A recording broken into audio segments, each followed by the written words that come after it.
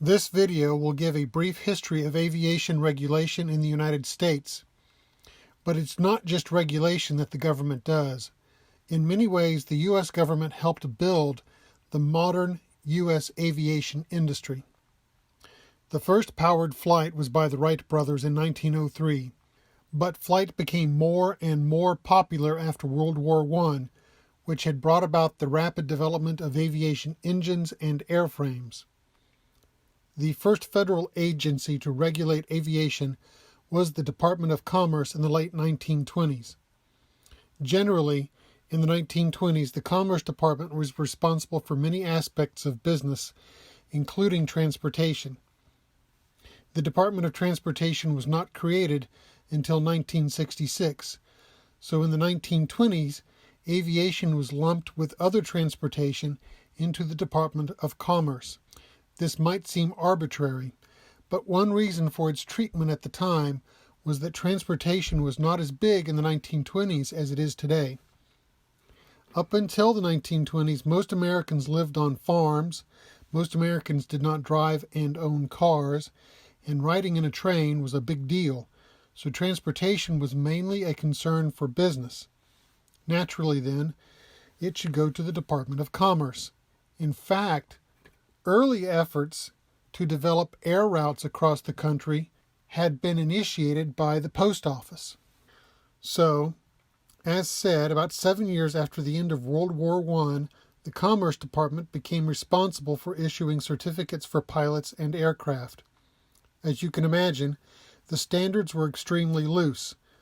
The Commerce Department also began improving radio communications and installing radio beacons for navigation. In the 1930s, the Commerce Department began to encourage commercial airlines to develop air traffic control centers.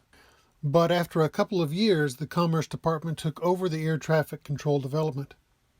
By the 1940s, air traffic control was completely a government operation. Aviation regulation consists of separate functions: certificating, rulemaking, enforcing the rules, making long-term plans and policies, and accident investigation, to name the big ones. For a time, within the Commerce Department, the Civil Aeronautics Administration handled part of those functions, while the Civil Aeronautics Board handled other parts. Aviation regulations, like all U.S. regulations, began being printed in the Code of Federal Regulations in the 1930s. Aviation regulations were found and are found in Title 14 of the Code of Federal Regulations. In the 1950s, people began to refer to Title 14 as FAR, or FAR, short for Federal Aviation Regulations. But that is officially discouraged now, because FAR is supposed to refer to the Federal Acquisition Regulations. By 1958, jet travel was becoming more popular, passenger aircraft were larger, crashes were killing more people, and the space race had begun. In response, the U.S. Congress passed a series of laws that reorganized aviation regulation. To start, the Federal Aviation Agency was created with at least 3 features to replace the Civil Aeronautics Administration, which had been part of the Commerce Department. The Federal Aviation Agency was separate from any department, specifically separate from the Department of Commerce, and of course the Transportation Department, which still did not exist at that point. The Federal Aviation Agency was responsible for certification, and it was also responsible for making safety rules and policies. At that time, the Civil Aeronautics Administration was done away with, but the Commerce Department kept the Civil Aeronautics Board for the purpose of investigating aviation disasters. And finally, in 1958, the National Aeronautics and Space Administration was created. With a few small exceptions, the current system of federal agencies, departments, and administrations came into being in 1966. At that time, the following was required for the first time by congressional laws passed that year. 1. The Department of Transportation was created. 2. The FAA's name was changed to the current name, the Federal Aviation Administration. 3. The FAA was put into the new Department of Transportation. 4. The National Transportation Safety Board took over the duty to investigate aviation crashes, and the NTSB was also put into the Department of Transportation.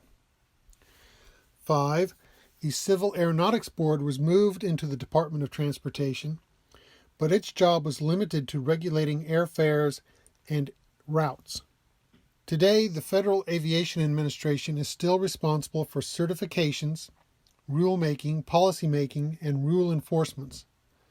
Today, in addition to investigating crashes, the NTSB accepts appeals from FAA decisions regarding certifications and enforcement. The theory is that by keeping it separate from the FAA, the NTSB will exercise independent judgment and be free to criticize the FAA. Today, the Transportation Security Administration is currently responsible for protecting U.S. aviation from criminal or terrorist activity. It is a part of the Department of Homeland Security. The Civil Aeronautics Board no longer exists at all. And that is the history of the FAA. Other videos will discuss the current procedures of the FAA for rulemaking and enforcement.